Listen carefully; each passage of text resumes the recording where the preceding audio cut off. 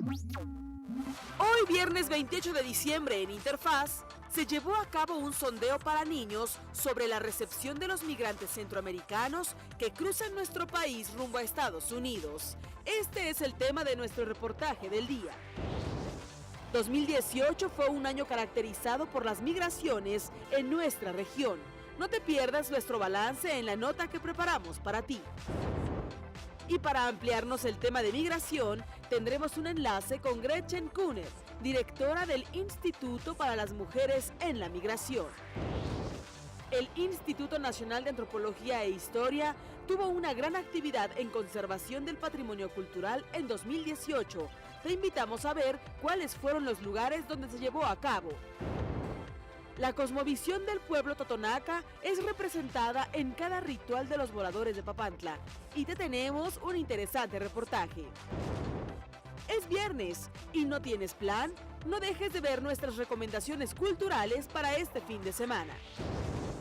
Para los amantes del séptimo arte, Cine Qua Non Lab es un espacio donde pueden desarrollar su proceso creativo por medio de una residencia. Y Javier Aranda nos confiesa que ha leído El ovillo y la brisa del autor David Huerta. Esto y mucho más en el programa que te conecta con lo mejor de la información en educación. Quédate a ver Interfaz. Comenzamos. Hola, ¿qué tal? Muy buenos días, amigos y amigas de Interfaz. Es un placer saludarlos a quienes nos ven a lo largo y ancho de la República, por supuesto por el 14.2 de televisión abierta, también completamente en vivo por Facebook, por Twitter, en lo que significa la Agencia Informativa de Educación del Día o AIEDMX, así nos pueden encontrar, así que desde ahí también síganos con estos interesantes temas que vamos a traer a colación hoy, 28 de diciembre del 2018, una rima que no es una broma, así que tengan cuidado porque también es Día de los Inocentes, así que pues hay que estar con el instinto afinado para no caer en estas bromas. Bueno, pues es un placer saludarlos y por supuesto que nos acompañen. Iniciamos.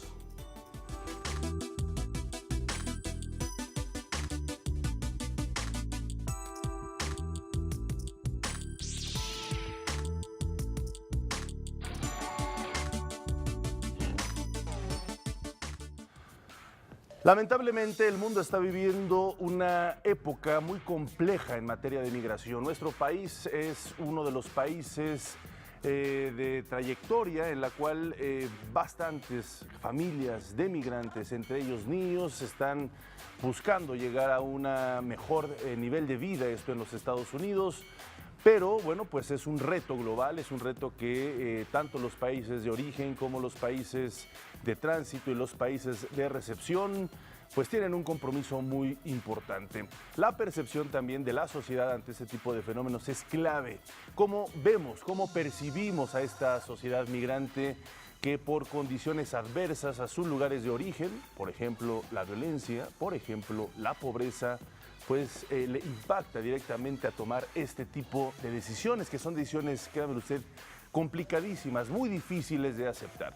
Pero hay un grupo dentro de estas familias muy vulnerables, que son los niños. Muchas veces los niños viajan incluso solos, hacen este periplo de llegar a los lugares fronterizas, a la frontera, en este caso entre México y Estados Unidos.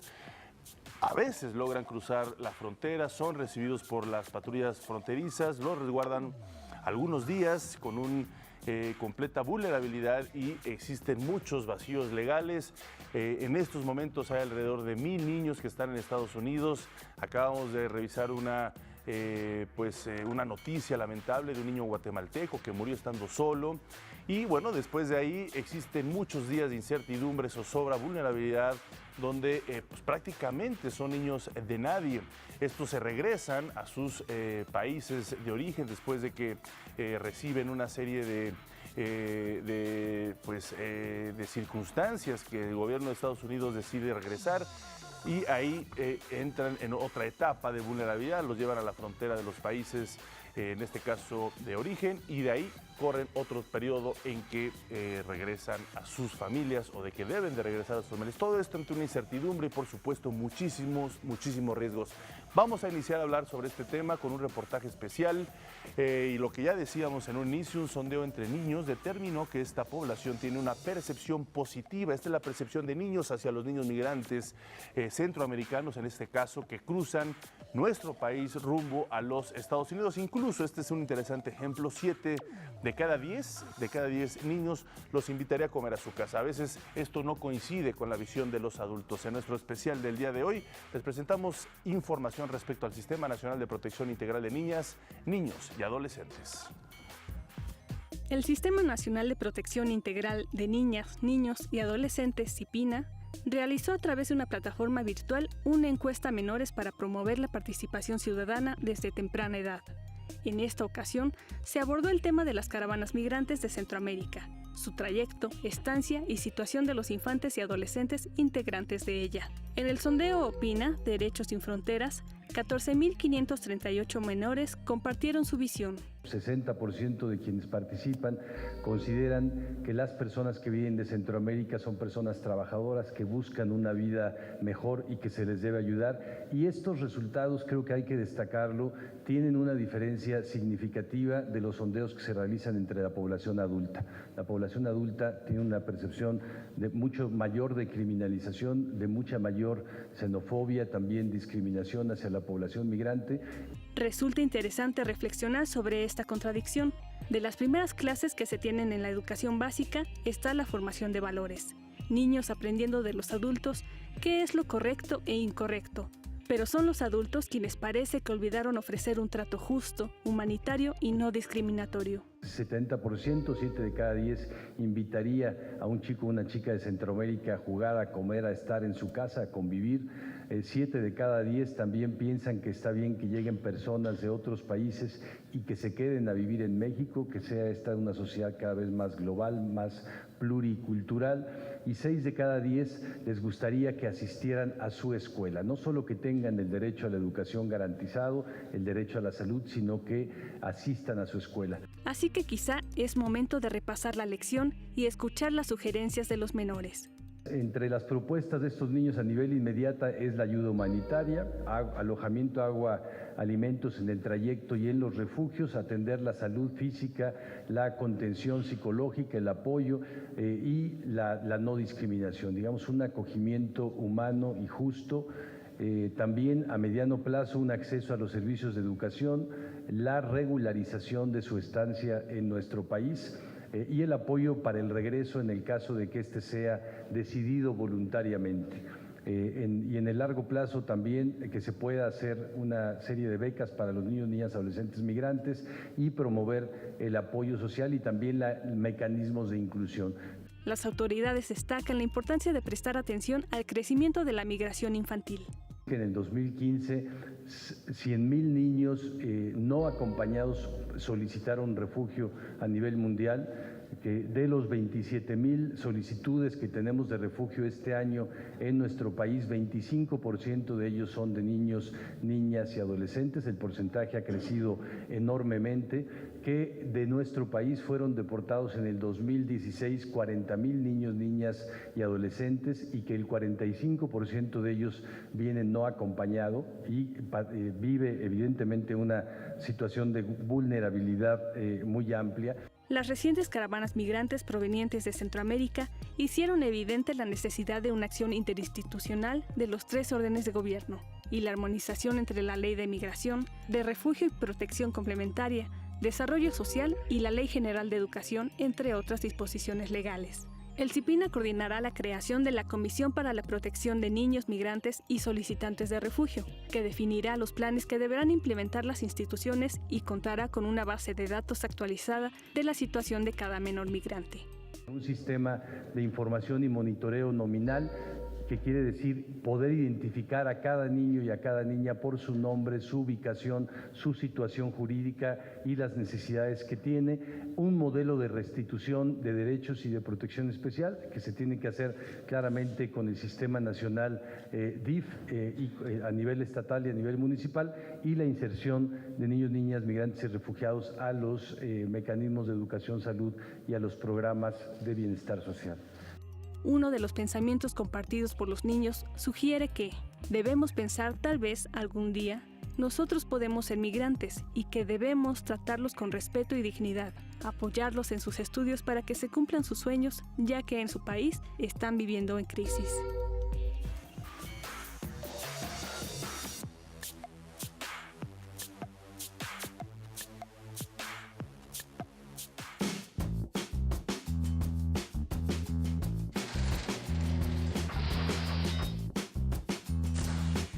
En 1065 se consagró la Abadía de Westminster, lugar tradicional para las coronaciones y entierros de los monarcas británicos.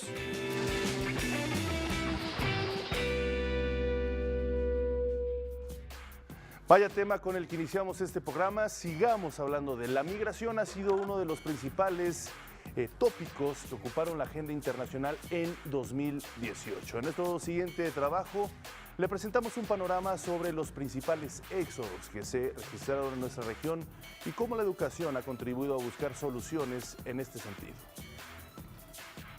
La migración fue un factor global predominante durante 2018. No es para menos. De acuerdo con la Organización de Naciones Unidas, en el mundo suman alrededor de 260 millones de personas. En las primeras semanas de enero y a un año de su llegada a la Casa Blanca, el presidente Donald Trump puso fin al programa Estatus de Protección Temporal, que desde 2001 permitía a cerca de 200,000 inmigrantes de El Salvador residir y trabajar legalmente en Estados Unidos. El mandatario encabezó además las primeras planas tras sus señalamientos racistas durante una reunión con legisladores en la que discutían tratados migratorios. Cuando la discusión giró hacia Haití y países en África, aparentemente dijo, y esto es una cita, ¿por qué dejamos a toda esta gente de países de venir aquí? No puedes darle vuelta. Esas son las palabras del presidente de los Estados Unidos. Un discurso que predominó durante el año y que incluye a toda Latinoamérica, donde el éxodo alcanzó un nivel de crisis humanitaria. Dos movimientos masivos, en particular, agudizaron la migración desde América Latina. En primer lugar, el masivo éxodo de venezolanos que con el recrudecimiento de la escasez de alimentos y medicinas comenzaron a emigrar a lo largo del continente. De acuerdo con un informe de la Agencia de Naciones Unidas para Refugiados, la ACNUR, en promedio, diariamente 5.500 venezolanos abandonan su país. La mayoría busca llegar a Colombia. Lo que se calcula es que si el ritmo de migración continúa siendo el que se presentó entre abril y agosto, habría hacia finales del año cerca de 4 millones de venezolanos que habrían abandonado su país. Parte de ellos, naturalmente, se quedaría en Colombia. Perú se convirtió en el segundo destino para los venezolanos que salen de su país. Tan solo durante el primer semestre de este año, el gobierno peruano reportó 90,000 solicitudes de asilo. Se calcula que a comienzos de 2019, el éxodo podría superar el 10 o 12% de la población de Venezuela, que suma alrededor de 30 millones de habitantes. La atención mundial también enfocó su mirada en la política migratoria Tolerancia Cero, con la que el gobierno estadounidense separó a más de 2.600 niños migrantes de sus padres. Si sienten la separación, en muchos casos no vendrán. Pero en muchos casos tienen gente realmente mala viniendo y utilizando niños. A partir de esta iniciativa, los menores que intentaron cruzar ilegalmente la frontera con o sin sus padres fueron retenidos en instalaciones de la Oficina de Reasentamiento de Refugiados y en centros de detención migratoria que asimilaban jaulas. Ni las instalaciones y ni el personal contaban con las condiciones adecuadas para proporcionar a los menores los cuidados y la atención adecuada considerando la cantidad y la edad. A mediados del año, en el New York Times se describió la educación ofrecida a menores migrantes como inconsistente y profundamente inadecuada, mientras que los programas de estudio y su calidad pedagógica permanecían como un misterio. Más de 1,000 niños y niñas eran menores de 10 años, y 103 estaban por debajo de los 5 años de edad. La mayoría llegó procedentes de Guatemala, Honduras y El Salvador. En este contexto se conformó el segundo gran movimiento migratorio del año. Huyendo de la pobreza y violencia, salieron de Centroamérica las llamadas caravanas migrantes. El primer contingente con más de 7,000 centroamericanos, principalmente de Honduras, partió en octubre con rumbo a Estados Unidos. Los integrantes de la caravana se organizaron colectivamente para ofrecerse apoyo y evitar ser víctimas de traficantes y delincuentes. Al primer grupo le siguieron otros contingentes que viajaron alrededor de 3,000 kilómetros, a pie, en autobuses o de aventón, por distintas rutas hasta la frontera norte de México. El gobierno mexicano anunció de manera institucional una estrategia integral para atender a estos contingentes migrantes. A través del programa Estás en tu casa, se abrieron oportunidades de empleo temporal. Además, se garantizó el derecho de acceder a la escuela a los hijos de migrantes que solicitaron ingreso ordenado o refugio en México y que aceptaran permanecer en los estados de Chiapas o Oaxaca. La postura por parte del gobierno de Trump fue desde un inicio negativa. Hay muchas personas malas en la caravana. Viene gente violenta dentro de la caravana, pero sellaré la frontera antes de que entren a este país y traeré al ejército.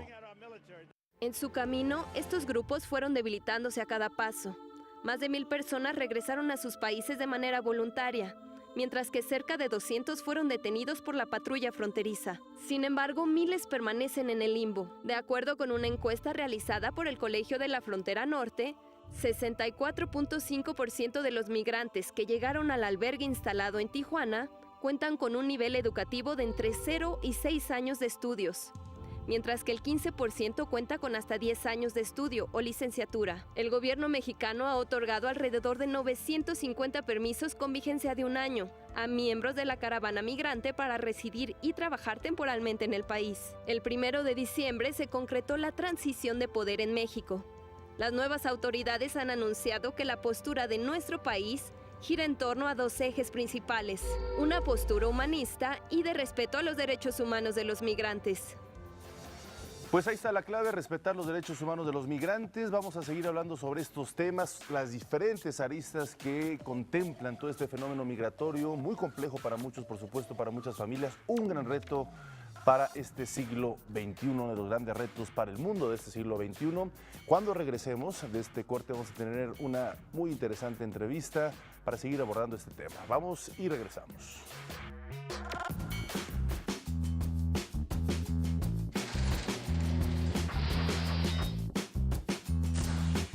En 1895, los hermanos Louis y Auguste Lumière ofrecieron en París la primera exhibición pública de su cinematógrafo. Fue la primera máquina capaz de rodar y proyectar películas de cine.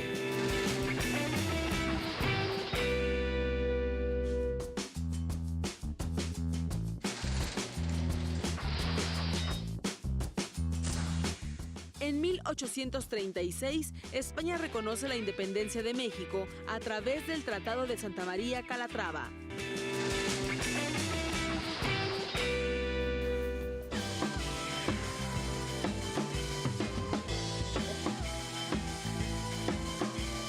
Y bueno, como les comentaba, para profundizar más sobre este tema, sobre el tema de la migración en los diversas aristas que se generan en estos flujos migratorios, nos enlazamos con Gretchen Kuhner.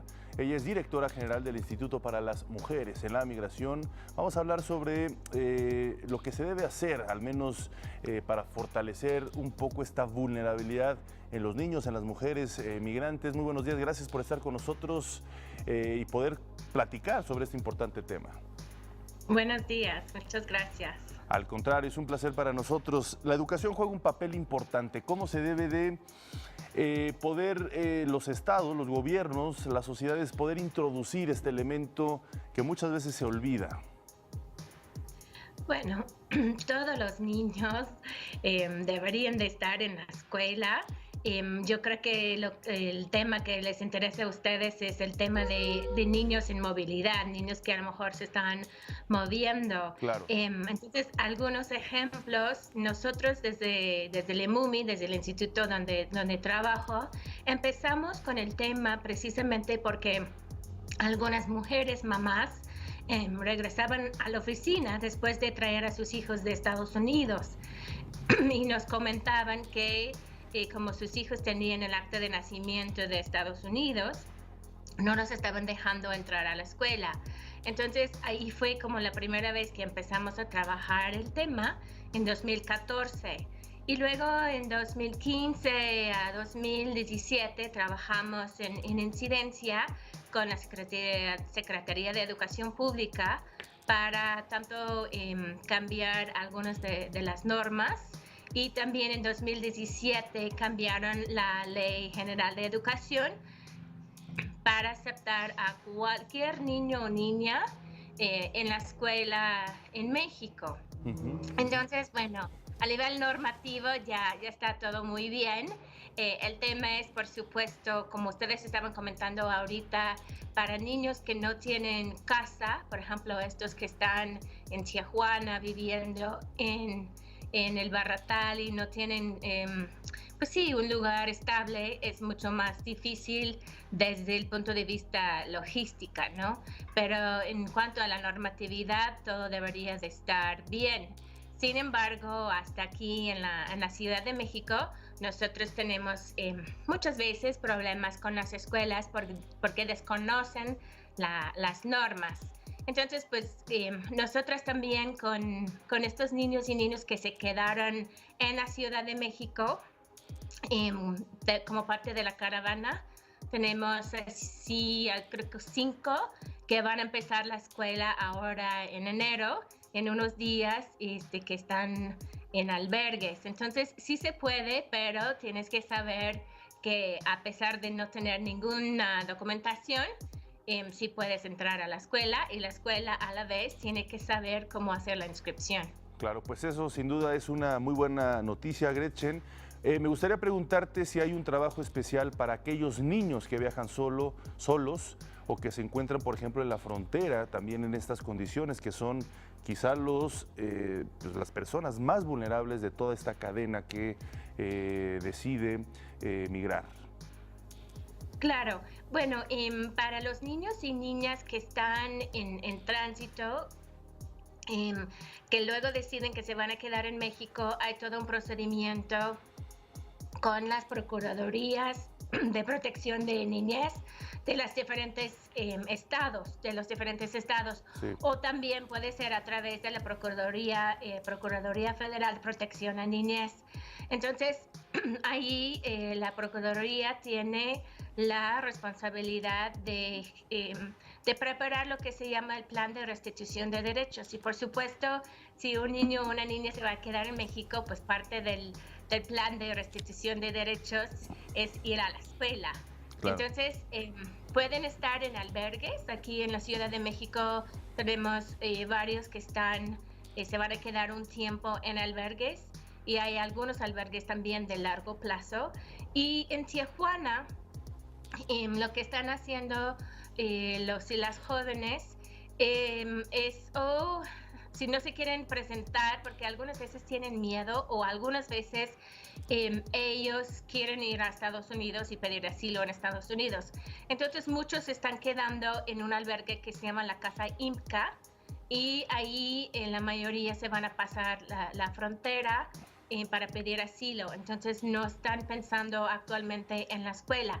Sin embargo, si se deciden quedarse o por alguna razón se determine que se van a quedar en México, es ahí donde los tendrían que inscribir en la escuela. Claro, quiero aprovechar, ya que estoy platicando contigo, directora general del Instituto para las Mujeres en la Migración, que nos dieras un esbozo, que nos dieras una radiografía de cómo está la situación con las mujeres en estos momentos, en estos flujos migratorios.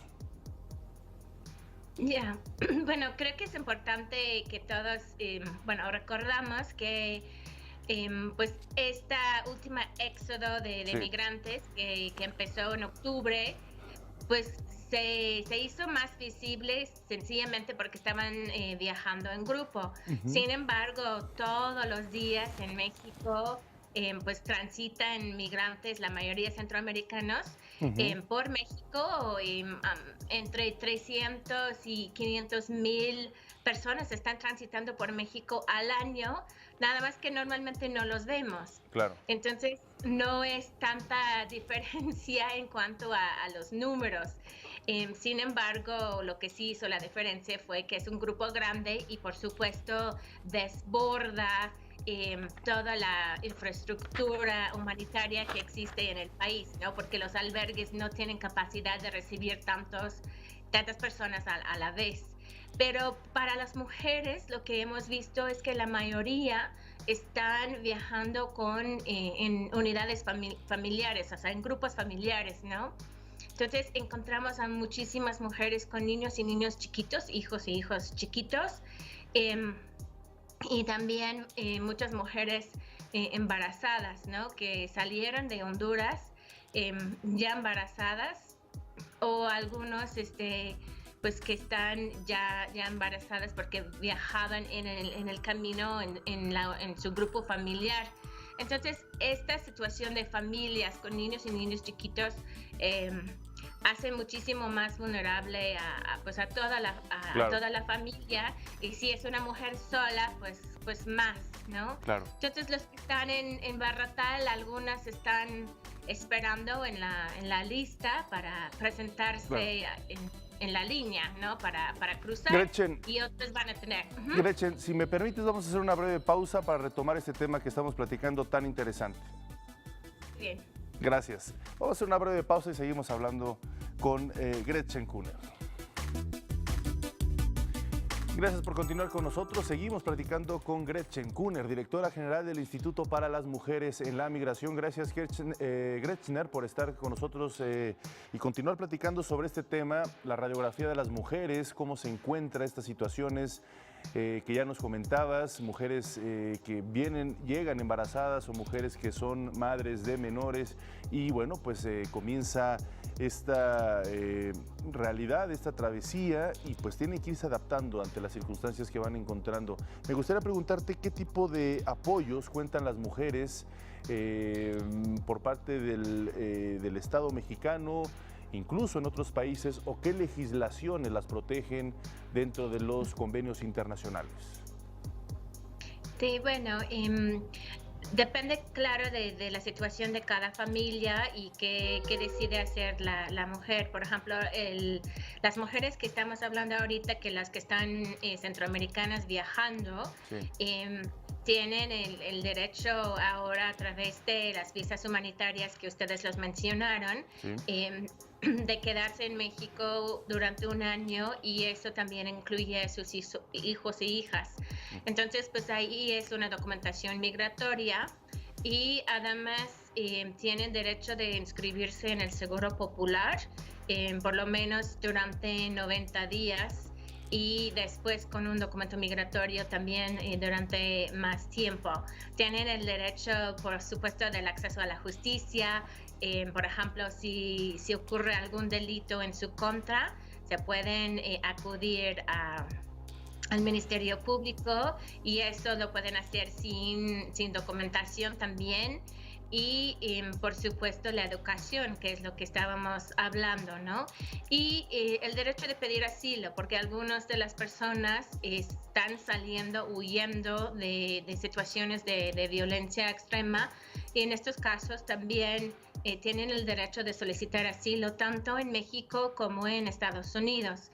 Entonces, pues depende un poco de la situación de cada familia.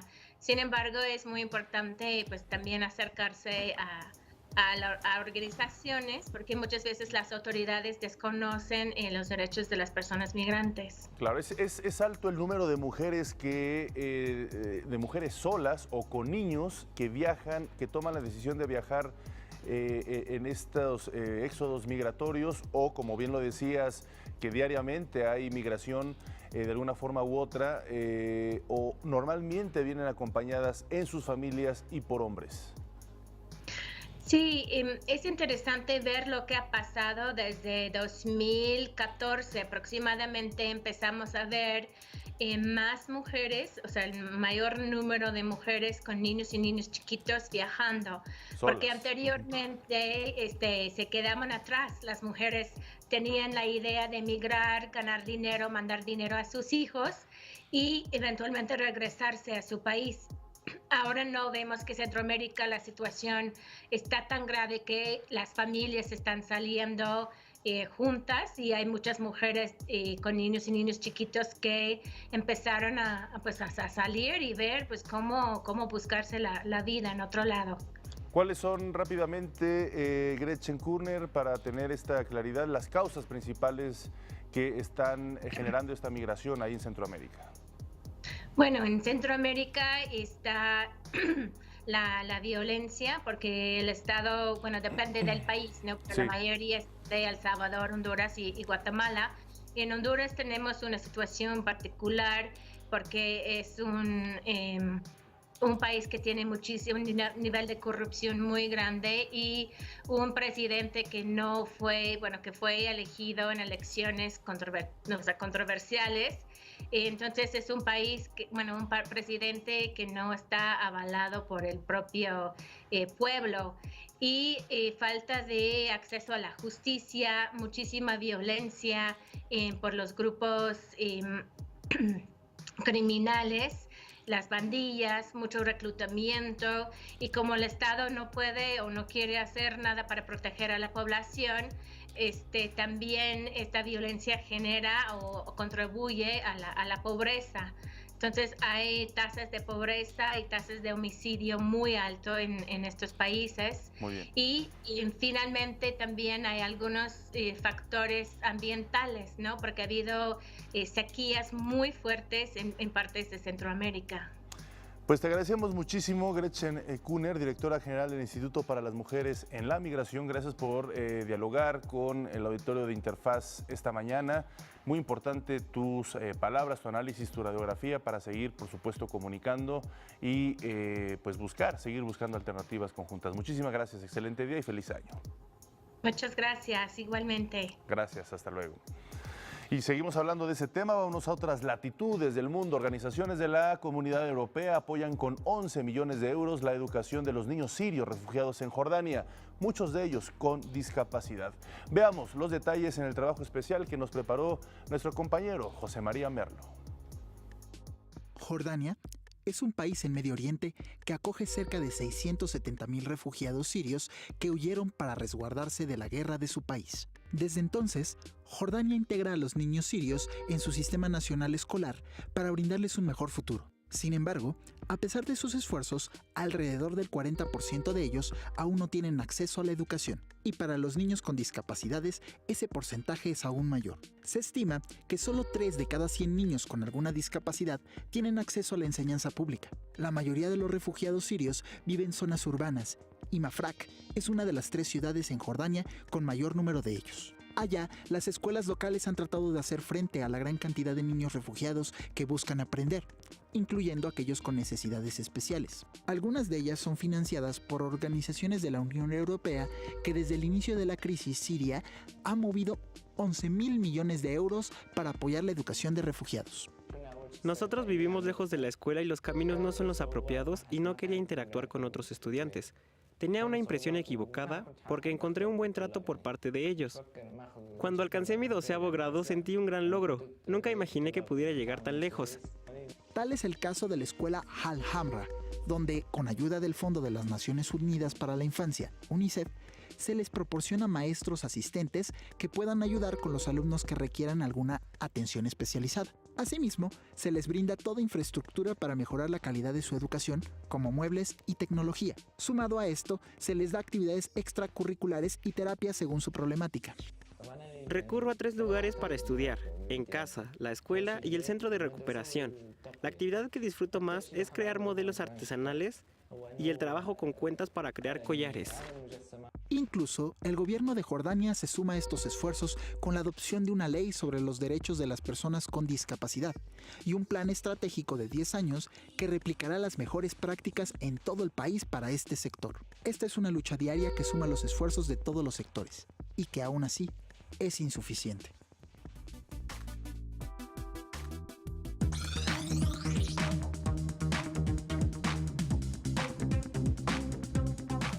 Vamos a conocer a otro joven talentoso, otra chica talentosa que pues ha apostado por hacer intercambios en el extranjero, algo que coincide con todo lo que a todos los que hemos entrevistado en el sentido de su beneficio y su crecimiento académico y personal. Hoy nos enlazamos en esta sección de movilidad académica hasta Saltillo con Claudia Frías Rodríguez. Ella es beneficiaria del programa de capacitación académico para estudiantes de escuelas en Francia, CEPENC 2017. Ella estuvo en Bordeaux, Francia, y bueno, realizó su estancia en l'ESPE de Aquitaine. Muy buenos días, espero que lo haya pronunciado bien, es un placer saludarte.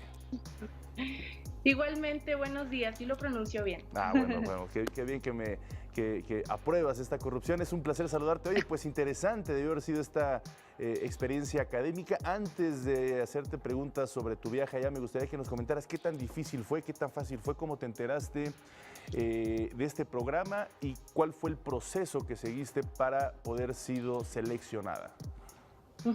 Bueno, pues yo me enteré de esta beca por medio de los profesores en mi institución. El encargado de beca siempre nos estuvo manteniendo al contacto sobre las convocatorias que iban saliendo, entonces nos comentó sobre esta beca. Unas compañeras y yo nos animamos a estudiar primero el francés, a estudiar el idioma de esta beca. Nos metimos a una escuela aquí a la Alianza Francesa en Saltillo. Sí. Y bueno, pues primero resultó que la convocatoria que salió ese año que estudiamos francés no era para nuestro semestre. Entonces nos decepcionamos un poquito, pero como es una convocatoria que sale todos los años, nos esperamos al próximo año. Salió la convocatoria, aplicamos y pues tuvimos ahí la suerte de que nos seleccionaron. Claro. Pues sí fue un poquito difícil al principio porque pues es una ciudad completamente diferente, un continente diferente, un idioma completamente diferente, pero una vez que estás allá, que te acomodas, pues ya le agarras la onda, es un poquito ya más fácil y mejor. Claro, esa es una de las etapas también importantes, ¿no? Hablabas de la constancia, la perseverancia, sí, claro. La importancia también de prever los tiempos para poder, en este caso, aprender el francés previamente, pero también luego sí está, después de obtener los beneficios, tanto académicos como personales, está esa otra etapa, ¿no? Poder vencer obstáculos que se te van presentando en el camino, incluso allá puede ser la comida, el frío, como tú dices, la adaptación del idioma. ¿Cuáles fueron estos aspectos? Porque hay muchos jóvenes que nos están viendo y a lo mejor tienen esos temores, ¿no? Si van a poder enfrentarse. ¿Cuáles fueron esos aspectos que fueron más difíciles en tu caso y cómo los lograste superar? Bueno, para mí uno de los aspectos más difíciles fue el idioma. Para ir a Francia nos pedían el B1 y yo honestamente cuando fuimos a Francia no tenía el B1. Entonces me sentía muy insegura para expresarme, para hablarlo, pero estando allá pues ya decía, bueno, ya estoy aquí, ya tengo que hablar, me tengo que comunicar, tengo que expresarme de alguna otra forma. Entonces fui perdiendo el miedo a hablar, fui perdiendo la vergüenza.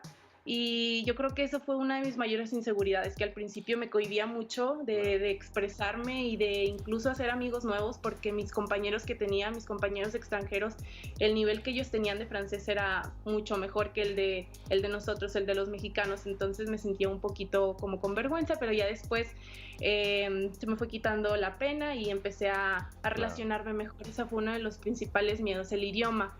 Otro pues fue estar completamente sola, ya nunca había estado lejos de mi familia, lejos de mi casa, y también eso como que te saca de tu zona de confort. Entonces ya una vez estando allá que te sientes como en casa, ya te puedes mover mejor y te relacionas mejor con las personas que están allá. Claro. Fue entonces como estar sola y el idioma fueron mis mayores inseguridades. Pues muy importantes esos dos aspectos que sin duda a muchos les servirán, y como dices, lo importante es quitarse esa pena, quitarse esa posibilidad de que no se puede y por supuesto lanzarse al ruedo en ese sentido del idioma y por supuesto aprender lo que significa ser independientes y también vivir con la libertad de tomar decisiones en cada momento, como bien dices, sin el respaldo, en este caso, tan directo de lo que es la familia.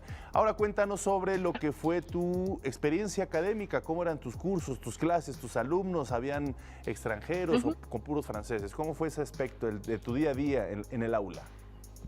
Sí, bueno, pues iba una semana a la universidad. Iba una semana a la universidad con mis compañeros franceses que están estudiando ellos también, pues para ser profesores de primaria y de preescolar. Iba una semana con ellos a clases y en esa semana ellos preparaban pues todo lo que iban a llevar a cabo a la práctica la próxima semana. Entonces iba esa semana con ellos y la otra semana asistía a la primaria. Asistí a la primaria con una de mis compañeras francesas. Ella era como la practicante de allá de la escuela. Entonces yo iba con ella, observaba sus clases, me daba oportunidad de relacionarme con los niños y también ellas nos daban la oportunidad de poder dar pequeñas sesiones sobre México, sobre español. Bueno, hubo unas ocasiones enseñamos los números, los colores, pequeñas sesiones en donde podíamos relacionarnos con los niños. Y también pudimos enseñar un poquito sobre México, sobre nuestra cultura. También tenía todos los miércoles tenía clases con mis compañeros extranjeros de francés. Y bueno, eso fue la experiencia que tuve académica. Estuvo, la verdad, muy enriquecedora. Gracias. De forma muy breve, te lo agradecería. ¿Cuál es el mensaje, la recomendación a los jóvenes que nos están viendo y están buscando una experiencia de movilidad como la tuya? Pues yo creo que los alentaría a quitarse el miedo. Creo que es muy grande el miedo que tenemos de salir de nuestra zona de confort, de viajar a otro lado completamente diferente al de nosotros, de aprender un nuevo idioma. Entonces los aliento a que busquen, porque en realidad hay muchas oportunidades en la Secretaría, en SUBES, hay muchas convocatorias cada año y creo que, bueno, al menos en lo personal, no nos dan a conocer mucho esas oportunidades que hay. Entonces siempre estén buscando, siempre estén al pendiente. Pónganse a estudiar otro idioma y láncense. Excelente. Excelente recomendación. Muchísimas gracias, Claudia, por compartirnos esto. Seguramente servirás de ejemplo para muchos jóvenes que nos están viendo. Y bueno, pues te deseamos todo el éxito en tu vida profesional y personal y que pases un feliz año. Muchísimas gracias, igualmente. Gracias, hasta luego. Vamos a hacer una brevísima pausa. Tenemos un tema muy interesante. Regresando del corte, vamos a hablar sobre los excesos en el alcohol en estas fechas decembrinas. Regresamos.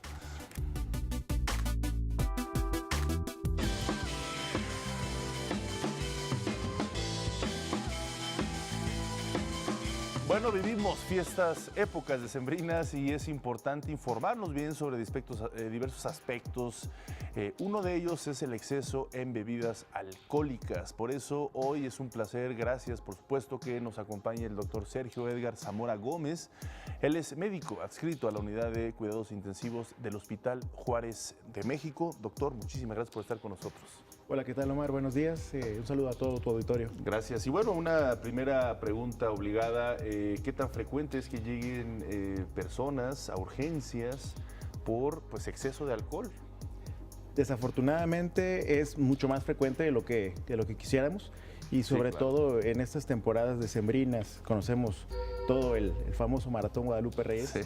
Se incrementa bastante la frecuencia de pacientes que acuden por intoxicación alcohólica o por consecuencias o accidentes relacionados por el abuso del alcohol. ¿Cuándo ya es una intoxicación alcohólica? ¿Qué síntomas presenta en este caso la persona, el individuo, cuando manifiesta esta intoxicación? Mira, principalmente los síntomas que va a presentar la persona son de índole neurológico, es decir, alteración del estado de conciencia. Sabemos que conforme va transcurriendo la ingesta de alcohol, la persona se presenta diferentes etapas, ¿no?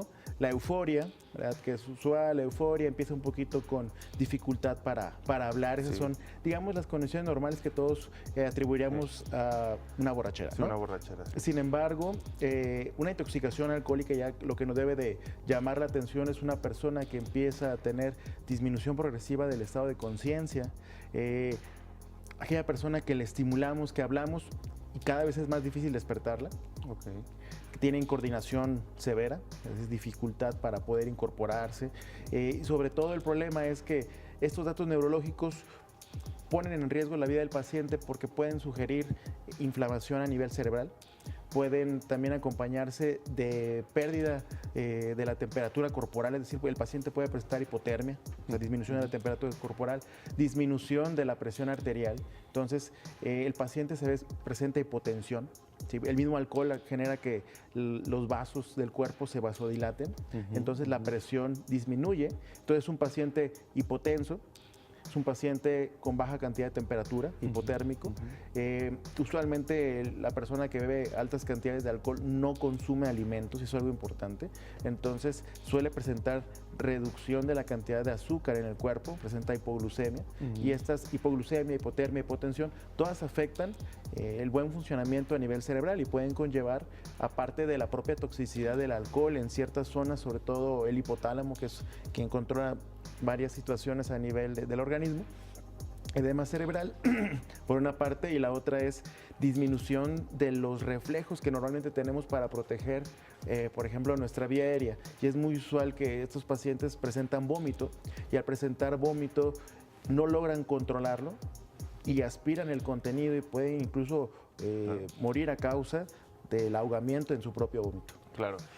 ¿Cuáles son las estadísticas? El mexicano es un consumidor, ¿no? De los más que consumen algún tipo de alcohol, incluso a nivel mundial, tengo entendido en esta estadística.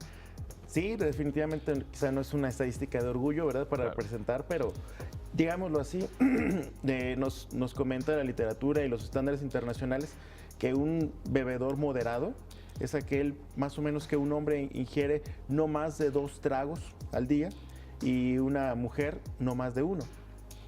Haciendo esta alusión, sobre todo invito a tu auditorio, todos, para que hagamos una reflexión y sobre todo en estas fechas, cuánto es la cantidad que llegamos a ingerir, sobre todo cuando consideramos que para que existan riesgos de intoxicación por alcohol, a partir de 5 tragos, es muy importante la cantidad y la velocidad. Entonces, se habla que 5 tragos, y ahorita especificaré a qué referimos con tragos, pero es 5 tragos en un lapso no mayor de 2 horas.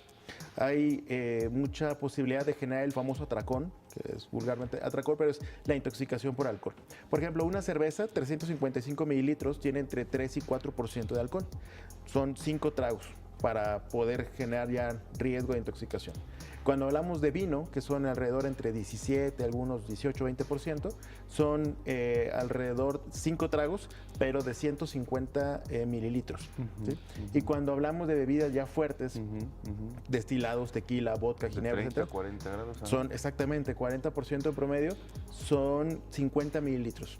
Entonces es importante 5 tragos, pero dependiendo de la cantidad, de la calidad del alcohol, ¿verdad? Claro. Representa la cantidad de cada trago, el tiempo en el cual se ingiera. Mientras se ingiera mucho más rápido, esto lleva a una mayor cantidad de volumen de alcohol circulante y la absorción es muy rápida a nivel estomacal. Entonces, personas que no suelen ingerir alimentos, es decir, toman y no comen, suelen alcanzar niveles mucho más altos de alcoholemia. Claro, pues ahí está la clave, lo acabas de explicar muy bien y estoy seguro que existe mucho desconocimiento al respecto y es muy importante este tema, este punto que nos acabas de marcar. Ahora bien, pues ¿qué hacer? ¿Qué hacer cuando existe una intoxicación o al menos una gravedad cercana a la intoxicación? ¿Es recomendable ir inmediatamente a urgencias o pues también recomiendas que se pueda hacer algo en casa? Sí, mira, de antemano, cualquier urgencia es potencialmente prevenible, ¿no? Sí. Todos aquellos que en estas fechas pues vayamos a estar, ¿verdad?, en situaciones de beber trago, la recomendación es estar bebiendo primero mucha cantidad de líquido, agua, durante el día. Es decir, prepararse, ¿verdad? La hidratación previa es muy importante, acompañar las bebidas alcohólicas con alimentos, ¿sí? Si desafortunadamente nos vemos en una situación que algún amigo, familiar empieza a presentar intoxicación alcohólica, lo primero es en ese momento suspender ya la ingesta de alcohol, porque muchas veces la persona pierde el control, sigue ingiriendo a pesar de que ya presenta datos de intoxicación y el organismo no alcanza a metabolizar ese alcohol. Entonces la absorción continúa y esto es mucho mayor. Interrumpir la ingesta del alcohol. Cuando la persona presenta disminución del estado de alerta y que ven que a pesar de estímulos fuertes no puede despertarlo o que presenta vómito importante, es importante llevarlo a urgencias. Sí, Esto puede ser la diferencia entre decir, es el borracho de la familia y déjenlo dormir, a presenciar una tragedia, ¿verdad? Entonces, más vale llevar a esos pacientes a un servicio de urgencias para que se hidraten de manera adecuada. Muy bien, pues importantísimo lo que nos dijo doctor Sergio Edgar Zamora Gómez. Gracias por estar con nosotros esta mañana en Interfaz. Y es educar también, es informar y educar en aspectos de la salud y muy ad hoc a lo que estamos viviendo en estas fechas. Muchísimas gracias. Gracias a ustedes por la invitación. Gracias, doctor, por los excelentes consejos, recomendaciones. Vamos a hacer una breve pausa, regresamos con más temas. Ya está Javier Aranda con nosotros. Hoy toca literatura. Gracias, regresamos.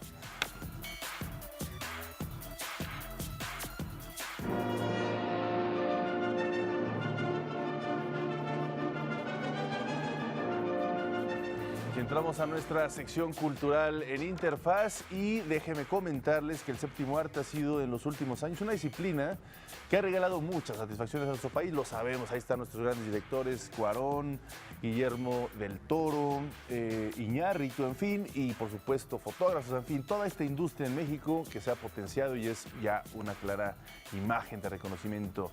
Cine Qua Non Lab es un espacio donde los guionistas pueden desarrollar su proceso creativo con el apoyo de profesores y expertos en la materia reconocidos internacionalmente. Precisamente aquí tenemos a un experto también en el séptimo arte, Gabino Alzati. ¿Cómo estás? Es un placer saludarte, director de información de la Agencia Informativa de Educación de México, y pues nos preparaste este interesantísimo tema. Así es, Omar, buen día. Justamente como tú dices, Cine Qua Non Lab es un espacio sui generis en el ámbito internacional en materia de formación de guionistas. El objetivo de esta residencia, que tiene más de 10 años realizándose en inglés y que va por su segundo año en la edición en español, es precisamente brindar a los guionistas un espacio de intercambio y de retroalimentación con profesionales muy reconocidos en la industria del cine, tanto en México como en Estados Unidos y en Europa, para poder tener una base sólida. La base de cualquier historia es el guión en el cine. Entonces, a partir de ahí se deriva lo demás, la dirección, la producción, la dirección de fotografía, el arte. Y si no hay una base sólida desde la historia, evidentemente lo que vas a contar no va a estar bien elaborado, no va a tener un sostén firme. Este es el objetivo de Cine Qua Non Lab, un proyecto al que le hemos estado dando seguimiento, y tuvimos oportunidad de platicar con su director, con Jesús Pimentel Melo, quien nos pues da los pormenores de la residencia que van a tener en 2019, que va a ser para guionistas en español, y acerca de la facilitadora, que es Ana Sanz, una editora de guión fabulosa. Y sí, pues si les parece bien, vamos a ver lo que nos dijeron.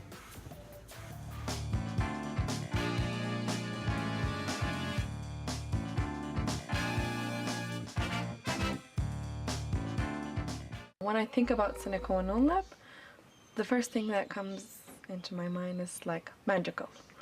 Cine Qua Non Lab es una residencia para guionistas de cine independiente que buscan perfeccionar sus historias y proyectos fílmicos con la orientación y capacitación de reconocidos profesionales de la industria. Cine Qua Non Lab es una organización sin fines de lucro que se funda en el año 2010 y está compuesta por cineastas de Nueva York y de México. Con más de una década perfeccionando historias para cine, en 2019 tendrán su segunda edición para guiones en español.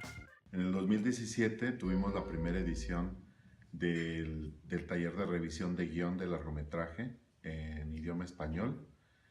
Se celebró en Sinsunza, Michoacán, como cada año, y este año tenemos la segunda edición en español que se va a celebrar en Sinsunza del 18 al 31 de enero.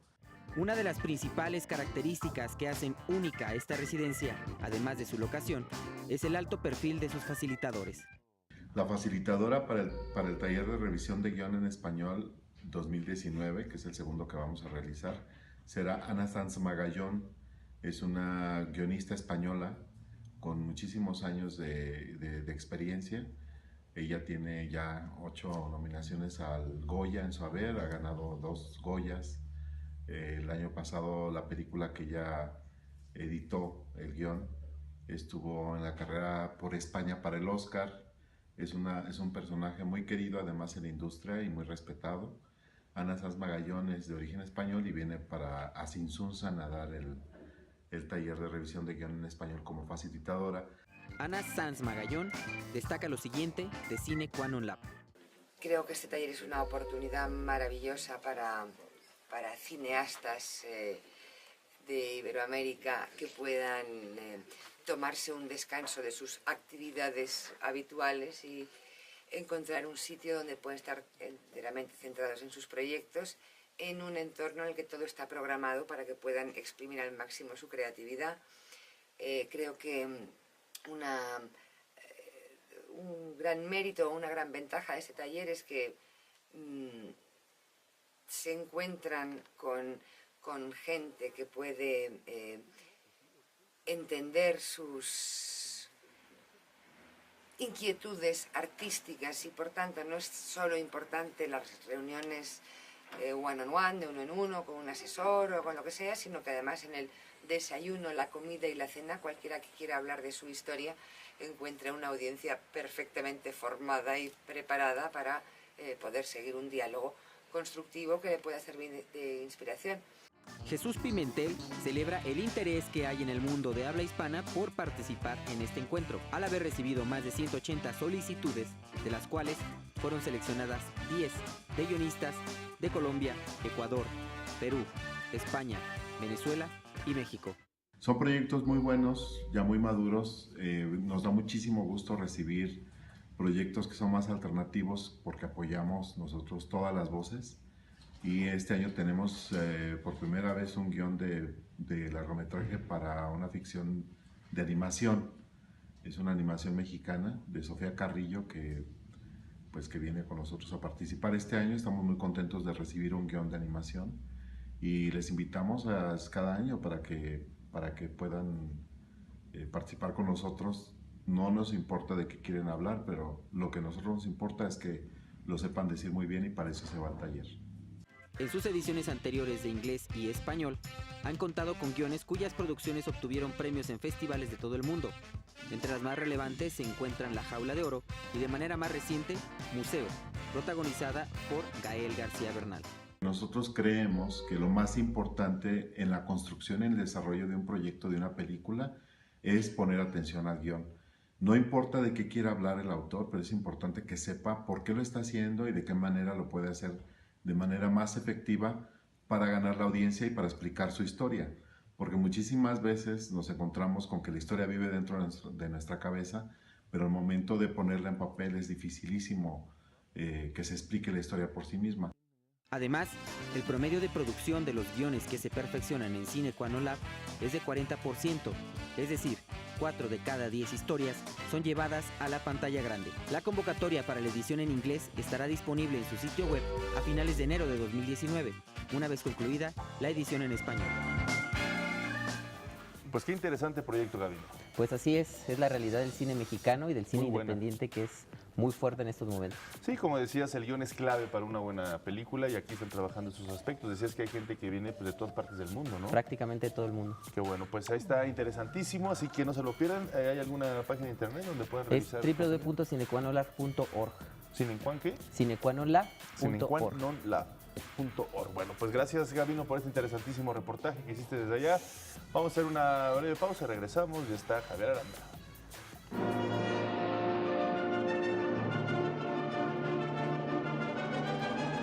Y llegó nuestro esperadísimo fin de semana y con él muchas actividades para visitar en la Ciudad de México. Como cada viernes en Interfaz les presentamos nuestras recomendaciones culturales. El último fin de semana de 2018 comienza y para cerrar el año de la mejor manera te recomendamos una serie de actividades culturales que podrás disfrutar con todos tus seres queridos.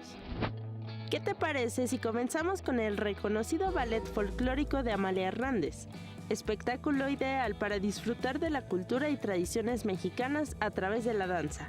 En esta ocasión presenta la recopilación Navidades en México.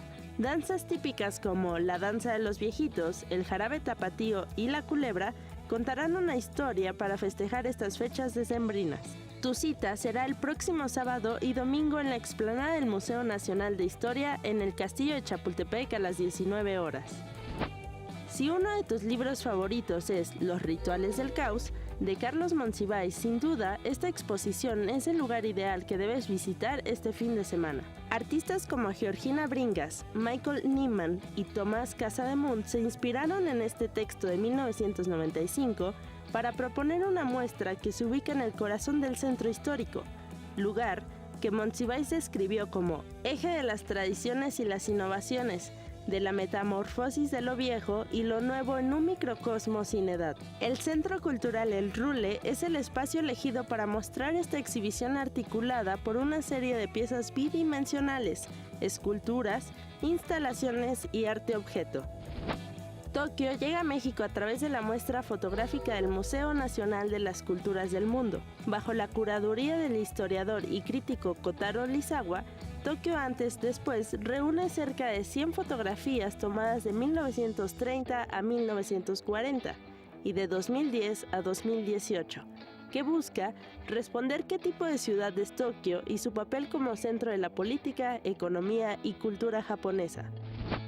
¿Quieres conocer más sobre las culturas prehispánicas? Aprovecha estas fechas y visita el Museo Nacional de Antropología, uno de los recintos culturales más grandes de América Latina. Desde los más pequeños hasta los más grandes podrán conocer sobre la cultura tolteca, entender mejor a los mexicas y ver con otros ojos a los mayas. Durante tu recorrido podrás observar murales de Leonora Carrington, Ernesto Vázquez y Luis Covarrubias. No olvides que si realizas alguna de estas actividades puedes enviarnos tus comentarios y tus fotos a nuestras redes sociales.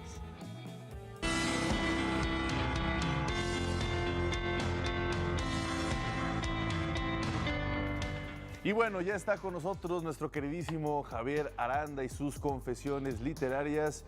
Y bueno, pues hoy vamos a hablar sobre el libro El Ovillo y la Brisa de David Huerta. Javier, muy buenos días, es un placer saludarte. Hola.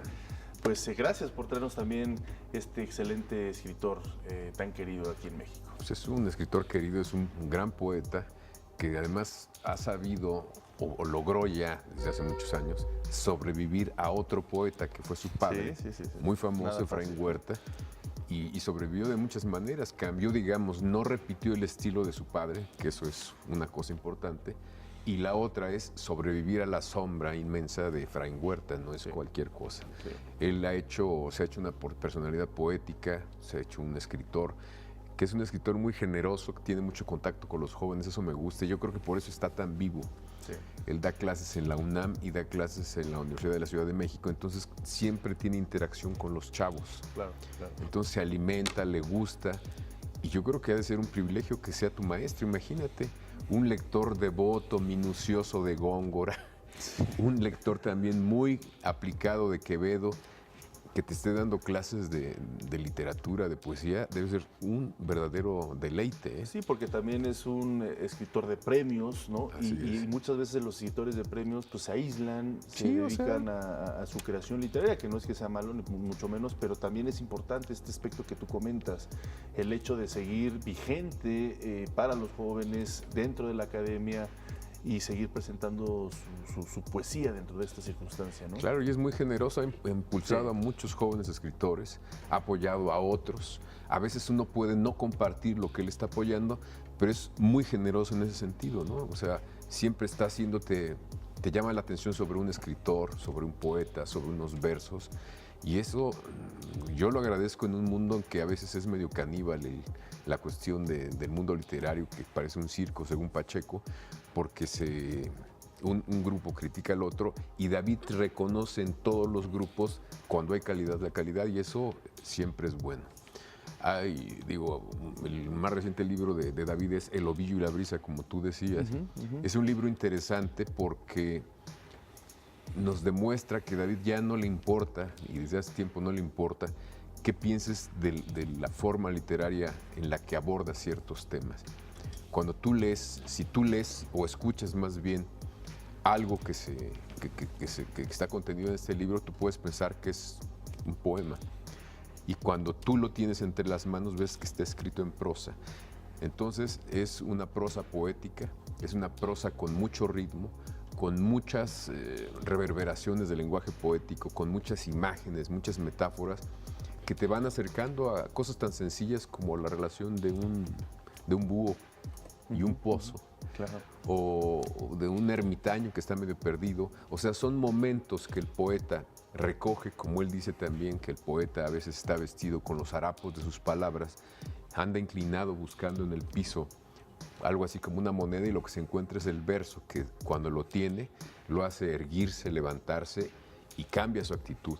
Entonces son momentos que yo los veo como de un taller que nos está compartiendo este poeta, que es muy buen poeta, de cómo se acerca a las cosas. A veces uno me da la impresión que algunos escritores se ponen a pensar cuáles son los grandes temas que tengo que poner en la mesa para compartirlos, y él nos demuestra que con nada, si tienes un gran tema en la cabeza, si tienes un gran tema en tu corazón, realmente lo puedes poner en la mesa y es algo que realmente te hace ver el mundo de una manera diferente. Eso logra David Huerta. Y te digo, yo creo que eso también tiene que ver mucho con su contacto, con su ir y venir con los jóvenes en las universidades. Pues interesantísimo esta primera parte sobre esta obra, bueno, sobre este libro de poemas El Ovillo y la Brisa, de David Huerta, y este contexto en el cual se mueve, genera día a día esta búsqueda por también dejar en los jóvenes esta huella de la poesía. Permítenos, Javier, vamos a hacer una brevísima pausa y regresamos a seguir platicando de David Huerta. Regresamos.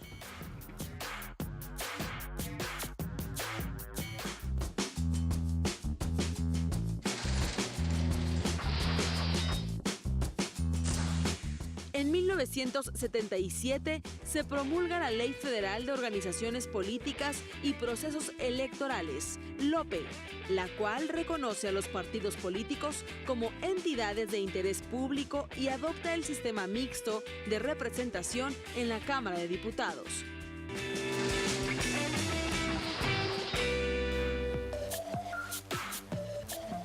Regresamos a esta interesantísima charla con Javier Aranda sobre David Huerta, este escritor, este poeta que pues está generando, quizá, no sé, me gustaría preguntarte, Javier, en ese sentido, no sé si la palabra correcta sea una nueva escuela, porque muchas veces pues parte de esencial de un escritor pues es eso, ¿no? Generar también estos círculos importantes de nuevos jóvenes que están involucrados en un tema que no es nada fácil, que es la poesía. Leer poesía quizá se ha ido rezagando respecto a otras variantes de la literatura, porque precisamente a lo mejor poco se entiende o poco se aprende en las nuevas generaciones, algo que está generando precisamente David Huerta.